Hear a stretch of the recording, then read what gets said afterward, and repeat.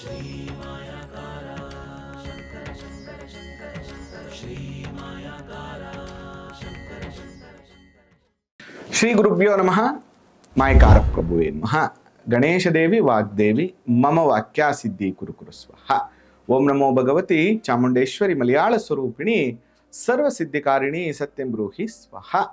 ಆರಾಧ್ಯ ದೇವನಾಗಿರುವಂತಹ ಮಲೆ ಮಾದೇಶ್ವರರನ್ನ ಮನದಲ್ಲಿ ನೆನೆಯುತ್ತಾ ವಿದ್ಯಾಗುರುಗಳ ತಂದೆ ತಾಯಿಯ ಪಾದಾರವಿಂದಗಳಿಗೆ ನಮಸ್ಕಾರವನ್ನು ಮಾಡ್ತಾ ಜಗದ್ಗುರು ಪಂಚಾಚಾರ್ಯರನ್ನ ಬಸವಾದಿ ಶರಣರನ್ನ ಮನದಲ್ಲಿ ನೆನೆಯುತ್ತಾ ನನ್ನೆಲ್ಲ ಪ್ರೀತಿಯ ಯೂಟ್ಯೂಬ್ ವಾಹಿನಿಯ ವೀಕ್ಷಕ ಬಂಧುಗಳಿಗೆ ನಿಮ್ಮ ಮುಗೂರು ದೀಕ್ಷಿತ್ ಮಾಡುವಂತಹ ಪರಿಪೂರ್ಣವಾದಂತಹ ನಮಸ್ಕಾರಗಳು। ಇವತ್ತಿನ ವಿಶೇಷ ಕಾರ್ಯಕ್ರಮದ ಉದ್ದೇಶ ಪಂಚಾಂಗ ಶ್ರವಣ। ಯುಗಾದಿ ಯುಗ ಯುಗಾದಿ ಕಳೆದರೂ ಯುಗಾದಿ ಮರಳಿ ಬರುತ್ತಿದೆ ಅಂದ್ರೆ ಹೊಸ ಜೀವನದ ಆದಿಯಲ್ಲಿ ಪ್ರತಿ ಒಬ್ಬರಿಗೂ ಒಂದು ಹೊಸ ಚೈತನ್ಯವನ್ನ ಕೊಡುವಂತಹ ಹಬ್ಬ ಯುಗಾದಿ ಹಬ್ಬ। ಎಲ್ಲರೂ ಯೋಚನೆ ಮಾಡುವಂಥದ್ದು ಒಂದೇ, ಅಯ್ಯೋ ಕಳೆದ ವರ್ಷ ಹೆಂಗಿತ್ತಪ್ಪ, ಈ ವರ್ಷ ಆದ್ರೂ ಕೂಡ ಬೆಟರ್ ಆದ್ರೆ ಸಾಕು, ಈ ವರ್ಷದಿಂದ ಕೂಡ ನಮ್ಗೆ ಒಳ್ಳೇದಾದ್ರೆ ಸಾಕು ಅನ್ನುವಂತಹ ಯೋಚನೆಯನ್ನ ಮಾಡ್ತಿರ್ತಾರೆ ನೋಡಿ। ಈ ಯುಗಾದಿಯ ವಿಶೇಷ ಏನಂದ್ರೆ ಆಲ್ಮೋಸ್ಟ್ ನಮ್ಮ ದೇಶದ ಎಲ್ಲ ಭಾಗಗಳಲ್ಲೂ ಆಚರಿಸುವಂತಹ ಒಂದು ವಿಶೇಷವಾದಂತಹ ಹಬ್ಬ ಅಂದ್ರೆ ಯುಗಾದಿ ಹಬ್ಬ। ಅದರಲ್ಲೂ ಕೂಡ ನಮ್ಮಲ್ಲಿ ಎರಡು ರೀತಿಯ ಪಂಚಾಂಗಗಳು, ಒಂದು ಸೌರಮಾನ ಪಂಚಾಂಗ ಅಂದ್ರೆ ಸೂರ್ಯನ ಆಧಾರದ ಮೇಲೆ ಆಚರಿಸುವಂಥದ್ದು, ಮತ್ತೊಂದು ಚಾಂದ್ರಮಾನ ಚಂದ್ರನ ಆಧಾರದ ಮೇಲೆ ಆಚರಿಸುವಂತಹ ಹಬ್ಬಗಳು। ಇಸ್ ಎ ಬ್ಯೂಟಿಫುಲ್ ಥಿಯರಿ ಏನು ನಮ್ಮ ದೇಶದ ಆಚರಣೆಯಲ್ಲಿ ಅಂದ್ರೆ ನಮ್ಮ ಎಲ್ಲ ಪಂಚಾಂಗಗಳು ಸೌರಮಾನ ಮತ್ತು ಚಾಂದ್ರಮಾನ ಎರಡು ವಿಚಾರಗಳನ್ನ ಮರ್ಜ್ ಮಾಡಿ ಪಂಚಾಂಗವನ್ನ ಮಾಡಿರ್ತಾರೆ। ಅಂದ್ರೆ ಇಲ್ಲಿ ಎಲ್ಲಾ ರೀತಿಯಲ್ಲೂ ಎಲ್ಲಾ ರೀತಿಯ ಆಚರಣೆ ಮಾಡುವಂತವ್ರಿಗೂ ಕೂಡ ಇದು ಸಹಕಾರಿ ಆಗ್ಲಿ। ಸಾಮಾನ್ಯವಾಗಿ ರವಿ ಇರುವಂತಹ ನಕ್ಷತ್ರವನ್ನ ಮಳೆ ನಕ್ಷತ್ರ ಅಂತ ಕರಿತೀವಿ। ಈ ಮಳೆ ಅನ್ನುವಂಥದ್ದು ಯಾರಿಗೆ ಬಹಳ ಮುಖ್ಯ ಅಂದ್ರೆ ರೈತಾಪಿ ಜನರಿಗೆ ಬಹಳ ಪ್ರಮುಖವಾಗಿರುವಂಥದ್ದು। ಇನ್ನು ಹಬ್ಬ ಹರಿದಿನಗಳು ಅಂತದ್ದು ಧಾರ್ಮಿಕ ಆಚರಣೆಗಳು। ಇಲ್ಲಿ ಚಾಂದ್ರಮಾನದ ರೀತಿಯ ಧಾರ್ಮಿಕ ಆಚರಣೆಯಲ್ಲಿ ಬರುವಂತಹ ಹಬ್ಬ ಹರಿದಿನಗಳನ್ನ ಆಚರಣೆ ಮಾಡಿದ್ರೆ, ಋತುಗಳಾಗಿರ್ಬೋದು ಮಳೆಯನ್ನ ಸೌರಮಾನದ ಪ್ರಕಾರ ನಾವು ಆಚರಣೆಯನ್ನ ಮಾಡ್ತೇವೆ। ಅದರಿಂದ ನಮ್ಮ ಪಂಚಾಂಗಗಳಲ್ಲಿ ಎರಡು ಮರ್ಜ್ ಮಾಡಿದ್ರೆ ಸೌರಮಾನ ಚಾಂದ್ರಮಾನವನ್ನ ಮರ್ಜ್ ಮಾಡಿ ಪಂಚಾಂಗಗಳನ್ನ ಮಾಡಿರ್ತಾರೆ। ಇನ್ನು ಯುಗಾದಿಯ ಹಬ್ಬದ ವಿಶೇಷತೆ ಏನಪ್ಪಾ ಅಂತಂದ್ರೆ ವಿಷ್ಣು ಮತ್ಸ್ಯಾವತಾರವನ್ನ ಪಡೆದಂತಹ ಒಂದು ದಿನ, ಮತ್ತು ಬ್ರಹ್ಮ ಇದೇ ಪಾಡ್ಯದಲ್ಲಿ ಇಡೀ ಸೃಷ್ಟಿಯನ್ನ ಬ್ರಹ್ಮಾಂಡವನ್ನ ಸೃಷ್ಟಿ ಮಾಡ್ದ ಅನ್ನುವಂತಹ ಉಲ್ಲೇಖಗಳು ಕೂಡ ನಮಗೆ ಸಿಗುತ್ತೆ। ಮತ್ತೆ ಹಗಲು ಮತ್ತು ರಾತ್ರಿಯ ಪ್ರಮಾಣಗಳು ಅಂತ ಏನ್ ಹೇಳ್ತೀವಿ ಅದು ಈಕ್ವಲ್ ಆಗಿರುವಂತಹ ಒಂದು ದಿನ ಯಾವುದು ಅಂದ್ರೆ ಈ ಯುಗಾದಿ ಹಬ್ಬ।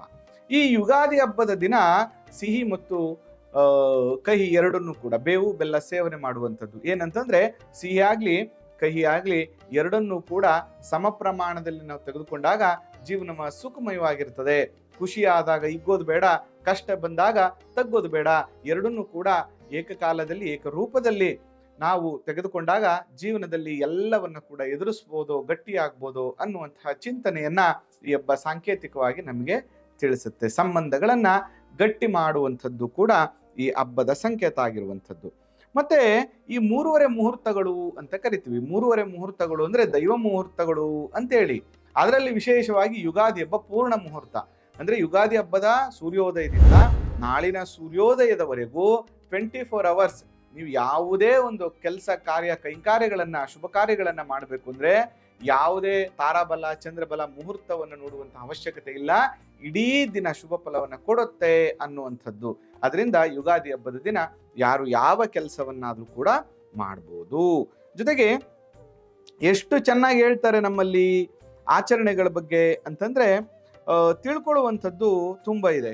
ಶತಾಯುರ್ವಜ್ರ ದೇಹಾಯ ಸರ್ವ ಸಂಪತ್ಕರಾಯ ಚ ಸರ್ವ ಅರಿಷ್ಟ ವಿನಾಶಾಯ ನಿಂಬಕಂ ಫಲಭಕ್ಷಣಂ। ಏನಂದ್ರೆ ಇದರರ್ಥ ನೋಡಿ, ಬೇವು ಬೆಲ್ಲವನ್ನ ತಿನ್ನೋದ್ರಿಂದ 100 ವರ್ಷ ಆಯಸ್ಸು ನಮಗೆ ಸಿಗುವಂತದ್ದಾಗ್ತದೆ, ಸರ್ವ ಸಂಪತ್ತು ದೊರಕೋದಲ್ಲದೆ ಸರ್ವಾರಿಷ್ಟಗಳು ಕೂಡ ನಿವಾರಣೆ ಆಗುತ್ತೆ ಅಂತ। ಅದಕ್ಕೋಸ್ಕರ ಅವತ್ತು ಬೇವು ಬೆಲ್ಲವನ್ನ ತಿಂದು ಒಳ್ಳೆಯ 4 ಮಾತನಾಡಿದ್ರೆ ಜೀವನ ಸುಖಮಯವಾಗಿರುತ್ತೆ ಅನ್ನುವಂಥದ್ದು। ಮತ್ತೊಮ್ಮೆ ನಿಮಗೆ ಈ ಯುಗಾದಿ ಹಬ್ಬದ ಶುಭಾಶಯಗಳನ್ನ ತಿಳಿಸ್ತಾ ಎಲ್ಲ ಜನತೆಗೆ, ಸಮಸ್ತ ದೇಶದ ಕರ್ನಾಟಕದ ಜನತೆಗೆ ಯುಗಾದಿ ಹಬ್ಬದ ಶುಭಾಶಯಗಳನ್ನ ತಿಳಿಸಿ 2025 ವಿಶ್ವಾವಸು ಸಂವತ್ಸರ ಅತ್ಯಂತ ಶುಭ ಫಲಗಳನ್ನೇ ನಿಮ್ಮೆಲ್ಲರಿಗೂ ಕೂಡ ನೀಡಲಿ ಅಂತೇಳಿ ನಾನು ಕೂಡ ಪ್ರಾರ್ಥನೆಯನ್ನ ಮಾಡ್ತೇನೆ। ನೋಡಿ, ಪಂಚಾಂಗ ಶ್ರವಣ ಅಂದ್ರೇನು? ಪಂಚಾಂಗ ಶ್ರವಣ ಅಂದ್ರೆ ಈ ವರ್ಷದ ಸಂವತ್ಸರ ಫಲಗಳೇನು, ಮಳೆ ಮತ್ತು ಬೆಳೆ ಹೇಗಾಗತ್ತೆ, ಈ ವರ್ಷದಲ್ಲಿ ನವನಾಯಕರ ಫಲಗಳೇನು ಅನ್ನುವಂತಹ ಒಂದು ವಿಚಾರಗಳನ್ನ ತಿಳಿಯುವಂಥದ್ದು. ನೋಡಿ, ಈ ಪಂಚಾಂಗ ಶ್ರವಣದಿಂದ ಏನೆಲ್ಲ ಪ್ರಾಪ್ತಿ ಆಗ್ತದೆ, ಈ ಪಂಚಾಂಗಗಳು ತಿಥಿವಾರ ನಕ್ಷತ್ರ ಯೋಗ ಕರಣಾದಿಗಳ ಅಧ್ಯಯನದಿಂದ ಅಥವಾ ಪ್ರತಿನಿತ್ಯ ಅದರ ಪಠನೆಯಿಂದ ಗಂಗಾ ಸ್ನಾನ ಮಾಡಿದಂತಹ ಪುಣ್ಯ ಫಲಗಳು ಪ್ರಾಪ್ತಿ ಆಗ್ತದೆ ಅಂತ ಹೇಳ್ತದೆ. ಅದಕ್ಕೆ ಪ್ರತಿದಿನ ನೀವು ಪಂಚಾಂಗವನ್ನ ಓದುವಂತಹ ಅಭ್ಯಾಸವನ್ನ ಮಾಡಬೇಕು. ಅದೇ ಉದ್ದೇಶದಿಂದ ಕರ್ನಾಟಕ ಸಂಸ್ಕೃತ ವಿಶ್ವವಿದ್ಯಾಲಯದಿಂದ ಶಾರ್ಟ್ ಟರ್ಮ್ ಕೋರ್ಸ್ ಪಂಚಾಂಗ ಫಲಗಳು ಅಂದ್ರೆ ಪಂಚಾಂಗವನ್ನ ಅಧ್ಯಯನ ಮಾಡುವಂಥದ್ದು, ನವಗ್ರಹಗಳ ಬಗ್ಗೆ ಅಧ್ಯಯನ ಮಾಡುವಂಥದ್ದು, ವಾಸ್ತು ವಿಜ್ಞಾನದ ಬಗ್ಗೆ ತಿಳುವಳಿಕೆಯನ್ನ ತಿಳಿದುಕೊಳ್ಳುವ 3 ತಿಂಗಳ ಕೋರ್ಸ್ ಅನ್ನ ಕೂಡ ಪ್ರಾರಂಭ ಮಾಡಿರುವಂಥದ್ದು. ಯಾರೆಲ್ಲರಿಗೂ ಆಸಕ್ತಿ ಇದೆ ಅವರು ಅಡ್ಮಿಷನ್ ಅನ್ನ ಪಡ್ಕೋಬಹುದು. 16 ವರ್ಷದ ಮೇಲ್ಪಟ್ಟು ಯಾವುದೇ ವಿದ್ಯಾಭ್ಯಾಸ ಇಲ್ಲದಿದ್ದರೂ ಕೂಡ ಇದನ್ನ ಅಧ್ಯಯನ ಮಾಡಲಿಕ್ಕೆ ನಿಮ್ಮೊಂದು ಅವಕಾಶ ಇರುತ್ತೆ. ಆಸಕ್ತಿ ಇರುವಂತವರು ಅಡ್ಮಿಷನ್ ಅನ್ನ ಪಡ್ಕೋಬಹುದು. ಇನ್ನು ತಿಥಿ ಶ್ರವಣದಿಂದ ಸಂಪತ್ತು, ಒಂದು ತಿಥಿ ಯಾವುದು ಅಂತ ಹೇಳೋದ್ರಿಂದನೇ ಸಂಪತ್ತು ಪ್ರಾಪ್ತಿ ಆಗ್ತದೆ. ವಾರ ಶ್ರವಣದಿಂದ ಆಯಸ್ಸು ವೃದ್ಧಿ ಆಗ್ತದೆ. ನಕ್ಷತ್ರ ಶ್ರವಣದಿಂದ ಪಾಪನಾಶವಾಗ್ತದೆ. ಯೋಗ ಶ್ರವಣದಿಂದ ರೋಗ ನಿವಾರಣೆ ಆಗುತ್ತೆ. ಅದಕ್ಕೆ ನಿಮಗೆ ಸಂಪತ್ತು ಬೇಕು, ಆಯಸ್ಸು ಬೇಕು, ಪಾಪಗಳು ನಿವಾರಣೆ ಆಗಬೇಕು, ರೋಗ ನಿವಾರಣೆ ಆಗಬೇಕು. ಕರ್ಣಶ್ರವಣದಿಂದ ಬಯಸಿದ ಕಾರ್ಯಗಳು ನೆರವೇರುತ್ತದೆ. ಬಯಸಿದಂತ ಕೆಲಸಗಳಾಗಬೇಕು ಅಂದ್ರೆ ಪಂಚಾಂಗಗಳನ್ನ ನಿತ್ಯ ಓದುವಂತಹ ಅಭ್ಯಾಸವನ್ನ ನೀವು ಮಾಡಿ. ತಿಥಿ ಯಾವುದು, ವಾರ ಯಾವುದು, ನಕ್ಷತ್ರ ಯಾವುದು, ಯೋಗ ಯಾವುದು, ಕರ್ಣ ಯಾವುದು ಅಂತ ಹೇಳಿದ್ರೆ ಸಾಕು, ಸಂಪೂರ್ಣವಾದ ಫಲಗಳು ನಿಮಗೆ ಪ್ರಾಪ್ತಿ ಆಗ್ತದೆ. ಹಾಗಾದ್ರೆ ಈ ವಿಶ್ವಾವಸು ಸಂವತ್ಸರ ಏನ್ ಹೇಳುತ್ತೆ ಅಂದ್ರೆ, ವಿಶ್ವಾವಸು ಸಂವತ್ಸರ ಹೇಳ್ತಾ ಇದೆ, ಈ ಸಂವತ್ಸರದಲ್ಲಿ ಮಳೆಯು ಮಧ್ಯಮವಾಗಿದೆ, ಬೆಳೆಗಳು ಸಾಧಾರಣವಾಗಿ ಫಲಿಸುತ್ತದೆ, ಸಾಂಕ್ರಾಮಿಕ ರೋಗಗಳು ಅತಿ ಹೆಚ್ಚು ಪೀಡಿಸುತ್ತದೆ, ಕಳ್ಳರ ಉಪಟಳವು ಹೆಚ್ಚಾಗುತ್ತದೆ, ಆಳುವವರು ಕೃಪಣರಾಗುತ್ತಾರೆ, ಅಭಿವೃದ್ಧಿ ಕಾರ್ಯಗಳು ಹೆಚ್ಚಾಗಿ ನಡೆಯೋದಿಲ್ಲ ಅನ್ನುವಂಥ ವಿಷಯವನ್ನ ನಮಗೆ ತಿಳಿಸ್ತಾ ಇದ್ದಾರೆ. ಇನ್ನು ಈ ವರ್ಷದಲ್ಲಿ ಪ್ರಮುಖವಾಗಿ ನಾವು ತಿಳ್ಕೋಬೇಕಾಗಿರುವಂಥದ್ದು ನವನಾಯಕರ ಫಲ. ನೋಡಿ, ಈ ನವನಾಯಕರಲ್ಲಿ ರಾಜ ಬಂದು ರವಿ ಆಗಿರುವಂಥದ್ದು. ನಾನು ಯಾವಾಗಲೂ ಹೇಳ್ತಾ ಇರ್ತೀವಿ ಏನಂತಂದ್ರೆ, ರವಿ ರಾಜನಾದ್ರೆ ಬಹಳ ಕಷ್ಟ ಜಾಸ್ತಿ ಆಗುತ್ತೆ. ಯಾಕೆ ಕಷ್ಟ ಜಾಸ್ತಿ ಆಗತ್ತಪ್ಪ ಅಂತಂದ್ರೆ, ಆಲ್ರೆಡಿ ರವಿನೇ ರಾಜ, ಅವನಿಗೆ ಅಧಿಕಾರ ಕೊಟ್ಟಾಗ ಏನಾಗುತ್ತೆ ಅಂತಂದ್ರೆ ಏಕ ವ್ಯಕ್ತಿತ್ವ ನಿರ್ಧಾರಗಳು. ನಾನೇನ್ ಮಾಡ್ತೀನಿ, ನಾನೇನ್ ಹೇಳ್ತೀನಿ, ನೀವೆಲ್ಲರೂ ಅದನ್ನೇ ಕೇಳಬೇಕು ಅನ್ನುವಂಥ ನಿರ್ಧಾರಗಳು ಜಾಸ್ತಿ ಆಗ್ತದೆ. ಅದರಿಂದ ರವಿ ರಾಜನಾಗಿರೋದ್ರಿಂದ ಇಲ್ಲಿ ದೇಶಗಳಲ್ಲಿ ರಾಜ್ಯಗಳಲ್ಲಿ ರಾಜಕೀಯ ರಾಜರುಗಳು ಅಂತ ಏನ್ ಹೇಳ್ತೀವಿ, ಮಂತ್ರಿ ವರ್ಗಗಳು ಅಂತ ಏನ್ ಹೇಳ್ತೀವಿ, ಒಬ್ಬರಲ್ಲಿ ಕಲಹಗಳು ಜಾಸ್ತಿ ಆಗ್ತದೆ. ಮತ್ತು ಇರುವಂತಹ ಪಕ್ಷಗಳಲ್ಲಿ ಒಳ ಜಗಳಗಳು ಜಾಸ್ತಿ ಆಗುವಂಥದ್ದಾಗ್ತದೆ. ಈ ತಿಕ್ಕಾಟ ಜಗಳಗಳಲ್ಲಿ ಜನರಿಗೆ ಯಾವುದೇ ತರದ ಅನುಕೂಲಗಳಾಗೋದಿಲ್ಲ ಮತ್ತು ಮಳೆ ಸರಿಯಾಗಿ ಆಗೋದಿಲ್ಲ. ಅಕಸ್ಮಾತ್ ಆದ್ರೂ ಕೂಡ ಅದು ಅತಿವೃಷ್ಟಿ ಆಗುತ್ತೆ, ರೈತರಿಗೆ ಅನೇಕ ತೊಂದರೆಗಳಾಗ್ತದೆ. ಮತ್ತು ಈ ವರ್ಷ ಸ್ವಲ್ಪ ಅಗ್ನಿಬಾಧೆಗಳು ಮತ್ತು ಶಸ್ತ್ರ ಪೀಡೆಗಳು ಜಾಸ್ತಿ ಆಗುವಂಥದ್ದು ಆಗ್ತದೆ. ಇನ್ನು ಚಂದ್ರ ಮಂತ್ರಿ ಆಗಿರುವಂಥದ್ದು. ಈ ಚಂದ್ರ ಏನ್ ಮಾಡ್ತಾನೆ ಅಂತಂದ್ರೆ, ರಾಜ ಇಲ್ಲಿ ಅವಕಾಶವನ್ನ ಕೊಡ್ತಾ ಇಲ್ಲ, ಆದ್ರೆ ಮಂತ್ರಿ ಏನ್ ಮಾಡ್ತಾನೆ, ಸಕಾಲಕ್ಕೆ ಬೇಕಾದಷ್ಟು ಮಳೆಗಳನ್ನ ಕೊಟ್ಟರು ಕೂಡ ಒಂದಷ್ಟು ಸಸಿಗಳು, ಒಂದಷ್ಟು ಆಹಾರ ಪದಾರ್ಥಗಳು ಅನುಕೂಲದಾಯಕವಾದ್ರೂ ಕೂಡ ಈ ರಾಜ ರವಿ ಆಗಿರೋದ್ರಿಂದ ಅದು ಕೂಡ ಸರಿಯಾದ ರೀತಿಯಲ್ಲಿ ಜನರಿಗೆ ತಲುಪುವಂಥದ್ದು ಅಥವಾ ಅದಕ್ಕೆ ಸಂಬಂಧಪಟ್ಟಂತ ಬೆಲೆ ಸಿಗದೆ ಇರುವಂತಹ ಸಮಸ್ಯೆಗಳನ್ನ ಈ ಬಾರಿ ಅನುಭವಿಸಬೇಕಾಗ್ತದೆ. ಇನ್ನು ಸೇನಾಧಿಪತಿ ನೋಡಿ, 2 ಅಧಿಕಾರವನ್ನ ರವಿ ಒಬ್ಬನೇ ಇಟ್ಕೊಂಡಿದ್ದಾನೆ. ಸೇನಾಧಿಪತಿ ಕೂಡ ನಾನೇ ಆಗ್ತೀನಿ ಅಂತ. ಸೇನಾಧಿಪತಿ ರವಿ ಆಗಿರೋದ್ರಿಂದ ಯುದ್ಧ ಭೀತಿ ಜಾಸ್ತಿ ಆಗ್ತದೆ. ಮತ್ತೆ ಕೆಂಪು ಧಾನ್ಯಗಳು ಅಂತ ಏನ್ ಹೇಳ್ತೀವಿ, ಆ ಕೆಂಪು ಧಾನ್ಯಗಳ ಫಸಲು ಚೆನ್ನಾಗಾಗಿ ಅದಕ್ಕೆ ಸಂಬಂಧಪಟ್ಟಂಗೆ ಸ್ವಲ್ಪ ರೇಟ್ ಬೆಲೆ ಜಾಸ್ತಿ ಸಿಕ್ಕಿದ್ರು ಕೂಡ ಬೇರೆ ರೀತಿಯಲ್ಲಿ ಅತಿಯಾದ ಬಿಸಿಲು, ತಾಪಮಾನ, ಯುದ್ಧ ಭೀತಿಗಳು, ಜಗಳ ಕದನಗಳು ಜಾಸ್ತಿ ಆಗುವಂತಾಗತ್ತೆ.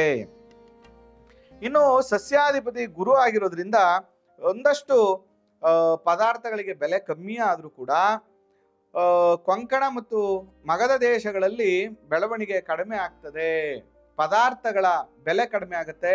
ಆದ್ರೆ ನಮ್ಮ ಈ ಪ್ರಾಂತ್ಯಗಳಲ್ಲಿ ಒಂದಷ್ಟು ರೇಟ್ಗಳು ಜಾಸ್ತಿ ಆಗುವಂಥದ್ದು ಮತ್ತು ಬೆಳೆಗಳು ಅಥವಾ ಸ್ಟಾಕ್ ಇದ್ರೂ ಕೂಡ ಅದನ್ನ ಬೆಲೆ ಬರಲಿ ಅಂತೇಳಿ ಅದನ್ನ ಒಂದು ಕಡೆ ಗೋಡನಲ್ಲಿ ಮುಚ್ಚಿಟ್ಟು ತದನಂತರ ಬೆಲೆ ಜಾಸ್ತಿ ಆದ್ಮೇಲೆ ಕೊಡುವಂತ ಸಂದರ್ಭಗಳು ಕೂಡ ಇದರಿಂದ ಬರ್ತದೆ. ಸ್ವಲ್ಪ ಇದನ್ನೆಲ್ಲ ನಾವು ಗಮನಿಸ್ಕೋಬೇಕಾಗ್ತದೆ.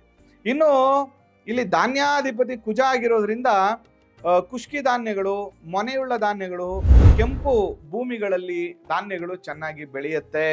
ಆದ್ರೂ ಕೂಡ ಕೆಲವೊಂದು ಬೇರೆ, ಈಗ ಕೆಂಪು ಧಾನ್ಯಗಳು, ಕೆಂಪು ಭೂಮಿಯಲ್ಲಿರುವಂತ ಧಾನ್ಯಗಳನ್ನ ಬಿಟ್ಟು ಬೇರೆ ಭಾಗದಲ್ಲಿ ಬೆಳೆಗಳು ಸರಿಯಾಗಿ ಆಗೋದಿಲ್ಲ. ಅದರ ಜೊತೆಗೆ ಮಧ್ಯವರ್ತಿಗಳಿಂದ ಅನೇಕ ತೊಂದರೆಗಳು. ರೈತಾಪಿ ಜನರು ಬಹಳ ಚೆನ್ನಾಗಿ ಫಸಲುಗಳನ್ನ ಬೆಳೆದ್ರು ಕೂಡ ಈ ಮಧ್ಯವರ್ತಿಗಳಿಂದ ಅನೇಕ ತೊಂದರೆಗಳನ್ನ ಇವರು ಅನುಭವಿಸ್ಬೇಕಾಗ್ತದೆ. ನೋಡಿ, ಅರ್ಘಾಧಿಪತಿ ರವಿ ಈ ಬಾರಿ ಏನಾಗ್ತಾ ಇದೆ, ಮಳೆ ಕಡಿಮೆ ಆಗುತ್ತೆ. ಅರ್ಘಾಧಿಪತಿ ರವಿನೇ, ಅವನೇ ಇನ್ನೊಂದು ಅಧಿಕಾರವನ್ನು ಕೂಡ ತಗೊಂಡಿರೋದ್ರಿಂದ ಮಳೆ ಕಡಿಮೆ ಆಗುವಂಥದ್ದು ಮತ್ತು ಪ್ರಜೆಗಳಿಗೆ ಹಸಿವಿನ ಬಾಧೆ ಜಾಸ್ತಿ ಆಗುವಂಥದ್ದು, ಅಂದ್ರೆ ಸರಿಯಾದ ರೀತಿಯಲ್ಲಿ ಆಹಾರ ಪದಾರ್ಥಗಳು ಸಿಗದೇ ಇರುವಂತಹ ಪರಿಸ್ಥಿತಿಯನ್ನು ನಾವು ಎದುರಿಸಬೇಕಾಗ್ತದೆ. ರಾಜರಲ್ಲಿ ಕ್ರೋಧಗಳು ಜಾಸ್ತಿ ಆಗುವಂಥದ್ದು, ವೈಮನಸ್ಸೆ ಜಾಸ್ತಿ ಆಗುವಂಥದ್ದು, ರಾಜಕೀಯ ತಿಕ್ಕಾಟಗಳು ಜಾಸ್ತಿ ಆಗುವಂತ ಸಂದರ್ಭಗಳು. ಮೇಘಾಧಿಪತಿ ಕೂಡ ರವಿನೇ ಆಗಿರುವಂಥದ್ದು. ಇಲ್ಲಿ ಮೇಘಾಧಿಪತಿ ಆಗಿರೋದ್ರಿಂದ ಪ್ರಜೆಗಳಲ್ಲಿ ಭಯ ಜಾಸ್ತಿ ಆಗುವಂಥದ್ದು ಅಥವಾ ಭಯದ ವಾತಾವರಣ ಸೃಷ್ಟಿಯಾಗುವಂಥದ್ದಾಗತ್ತೆ. ಅಲ್ಪವೃಷ್ಟಿ ಮತ್ತು ಕೆಂಪು ಧಾನ್ಯಗಳಲ್ಲಿ ಒಂದಷ್ಟು ಅನುಕೂಲಗಳಾಗತ್ತೆ. ಇನ್ನು ರಸಾಧಿಪತಿ ಶನಿ ಆಗಿರೋದ್ರಿಂದ ಮಳೆ ಕಡಿಮೆ ಆಗುತ್ತೆ, ರಸ ಪದಾರ್ಥಗಳು ಕ್ಷೀಣಿಸುತ್ತೆ, ಬೆಳೆ ಸರಿಯಾಗಿ ಆಗೋದಿಲ್ಲ. ಮತ್ತು ನೀರಸಾಧಿಪತಿ ಬುಧ ಆಗಿರೋದ್ರಿಂದ ಇಲ್ಲಿ ಚಿನ್ನದ ಬೆಲೆ, ಮುತ್ತು ಮತ್ತು ಶ್ರೀಗಂಧ, ಕರ್ಪೂರ, ಬೆಳ್ಳಿಯ ಎಲ್ಲ ಬೆಲೆಗಳು ಜಾಸ್ತಿ ಆಗ್ತದೆ. ಸಾಮಾನ್ಯ ಜನರು ತೆಗೆದುಕೊಳ್ಳಕ್ಕಾಗದೇ ಇರುವಂತಹ ಪರಿಸ್ಥಿತಿಗಳು ಕೂಡ ನಿರ್ಮಾಣ ಆಗುತ್ತೆ. ಇನ್ನು ನೀರಸಾಧಿಪತಿ ಬುಧ, ಅದಕ್ಕೆ ಈ ನೀರಸಾಧಿಪತಿ ಬುಧ ಯಾವಾಗ ಆಗ್ತಾನೋ ಅವಾಗ ನಿತ್ಯ ಹೆಣ್ಣು ಮಕ್ಕಳಿಗೆ ಅಥವಾ ನಿತ್ಯ ಉಪಯೋಗಿಸುವಂತ ಅನೇಕ ಪದಾರ್ಥಗಳು, ಈಗ ಹೆಣ್ಣು ಮಕ್ಕಳಿಗೆ ಚಿನ್ನ ಬೆಳ್ಳಿ ಅಂದ್ರೆ ಬಹಳ ಆಸೆ, ಅದರ ಬೆಲೆಗಳೆಲ್ಲ ಜಾಸ್ತಿ ಆಗುವಂತ ಸಂದರ್ಭಗಳು, ನಿತ್ಯ ಉಪಯೋಗಿಸುವಂತ ಕರ್ಪೂರದ ಬೆಲೆ ಜಾಸ್ತಿ ಆಗುವಂಥದ್ದು. ಇನ್ನು ಪಶುನಾಯಕ ಯಮ ಆಗಿರುವಂಥದ್ದು. ಇದರಿಂದ ಏನಾಗುತ್ತೆ, ಪಶುಗಳಿಗೆ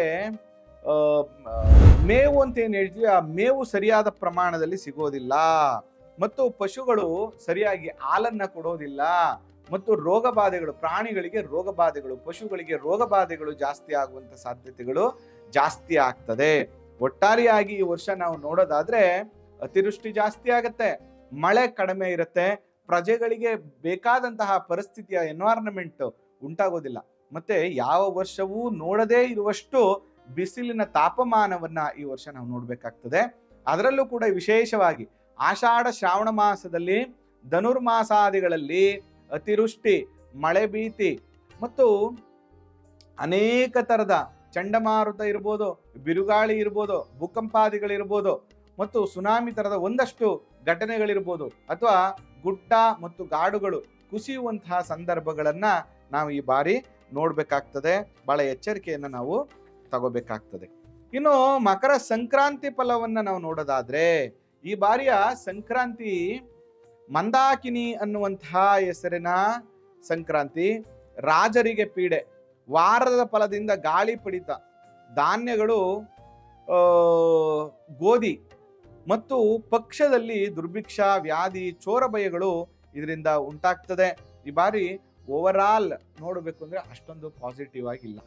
ಇನ್ನು ಯಾವೆಲ್ಲ ರಾಶಿಯವರಿಗೆ ಆದಾಯ ವ್ಯಯಗಳು ಹೇಗಿದೆ ಅಂತಂದ್ರೆ ನೋಡಿ, ಮೇಷ ಮತ್ತು ವೃಶ್ಚಿಕ ರಾಶಿಯವರು ಇದಾರಲ್ಲ, ಈ ಮೇಷ ಮತ್ತು ವೃಶ್ಚಿಕ ರಾಶಿಯವ್ರಿಗೆ 2 ರೂಪಾಯಿ ಸಂಪಾದನೆ ಆದ್ರೆ 14 ರೂಪಾಯಿ ಖರ್ಚು. ವೃಷಭ ತುಲಾ ರಾಶಿಯವರಿಗೆ 11 ರೂಪಾಯಿ ಆದಾಯ ಆದ್ರೆ 5 ರೂಪಾಯಿ ಖರ್ಚು. ಮಿಥುನ ಕನ್ಯಾ ರಾಶಿಯವರಿಗೆ 14 ರೂಪಾಯಿ ಸಂಪಾದನೆ ಆದ್ರೆ 2 ರೂಪಾಯಿ ಖರ್ಚಿರುವಂಥದ್ದು. ಕರ್ಕಾಟಕ ರಾಶಿಯವರಿಗೆ 14 ರೂಪಾಯಿ ಸಂಪಾದನೆ 8 ರೂಪಾಯಿ ಖರ್ಚಿರುವಂಥದ್ದು. ಸಿಂಹ ರಾಶಿಯವರಿಗೆ ಈಕ್ವಲ್ 11 ರೂಪಾಯಿ ಸಂಪಾದನೆ 11 ರೂಪಾಯಿ ಖರ್ಚು. ಧನುರ್ ಮೀನದವರಿಗೆ 5 ರೂಪಾಯಿ ಖರ್ಚು 5 ರೂಪಾಯಿ ಸಂಪಾದನೆ. ಮಕರ ಕುಂಭ ರಾಶಿಯವರಿಗೆ 8 ರೂಪಾಯಿ ಆದಾಯ ಆದ್ರೆ 14 ರೂಪಾಯಿ ಖರ್ಚಾಗುವಂಥದ್ದು ಇದೆ. ಅದರಿಂದ ನೀವು ಎಚ್ಚರಿಕೆಯನ್ನು ತಗೋಬೇಕಾಗ್ತದೆ. ಇದರಲ್ಲಿ ಈ ಮೇಷರಾಶಿಯವರಿಗೆ ಸಾಡೆ ಸಾತಿ ಪ್ರಾರಂಭ ಆಗ್ತಾ ಇರುವಂಥದ್ದು, ಮೀನರಾಶಿಯವರಿಗೆ 2.5 ವರ್ಷ ಸಾಡೆ ಸಾತಿ ಮುಗಿದು ಜನ್ಮ ಶನಿ ಪ್ರವೇಶ ಮಾಡ್ತಾ ಇರುವಂಥದ್ದು. ಇನ್ನು ಈ ಕುಂಭರಾಶಿಯವರಿಗೆ 5 ವರ್ಷಗಳ ಸಾಡೆ ಸಾತಿ ಮುಗಿದು ಕೊನೆಯ 2.5 ವರ್ಷದ ಸಾಡೆ ಸಾತಿ ಇರುವಂಥದ್ದು. ಬಹಳ ವಿಶೇಷವಾಗಿ ವೃಷಭ ಮತ್ತು ತುಲಾ ರಾಶಿಯವರಿಗೆ ವಿಶೇಷವಾದಂತಹ ಫಲ ಪ್ರಾಪ್ತಿ ಆಗತ್ತೆ.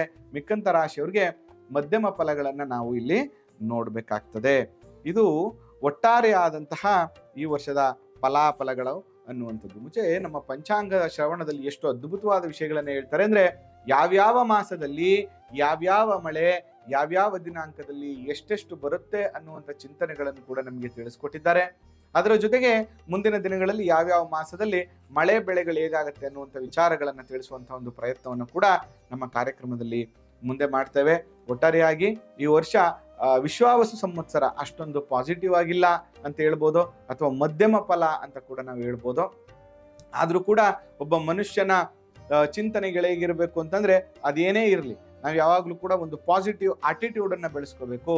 ಎಲ್ಲವೂ ಒಳ್ಳೆದೇ ಆಗತ್ತೆ, ಮಾಡುವುದೆಲ್ಲವೂ ಕೂಡ ಅನುಕೂಲವೇ ಆಗತ್ತೆ, ಒಳ್ಳೆ ಉದ್ದೇಶವನ್ನ ಇಟ್ಕೊಂಡು ನಮ್ಮ ಕೆಲಸವನ್ನ ಪ್ರಾಮಾಣಿಕವಾಗಿ ಮಾಡೋಣ ಅನ್ನುವಂಥ ನಿರ್ಧಾರಗಳನ್ನ ತೆಗೆದುಕೊಳ್ಳಿ ಅಂತ ಹೇಳ್ತಾ, ಈ ವರ್ಷ ಎಲ್ಲ ರಾಶಿಯವರಿಗೂ ಒಳ್ಳೆದಾಗ್ಲಿ.